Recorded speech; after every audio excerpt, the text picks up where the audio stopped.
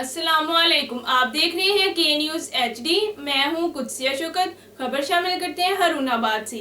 हरुनाबाद शहर के बारौनक इलाके टिब्बा नूरपुरा धमाका चौक और हुसैन कॉलोनी में चोरी की 4 वारदातें। मजीद तफसीलात जानते हैं हमारे नुमाइंदा नज़ीर जोया से।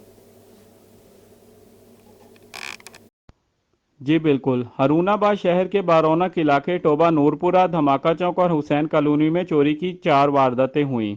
नामालूम चोर दुकानों और मकानों के ताले तोड़कर नकदी और कीमती अशिया चुराकर फरार हो गए।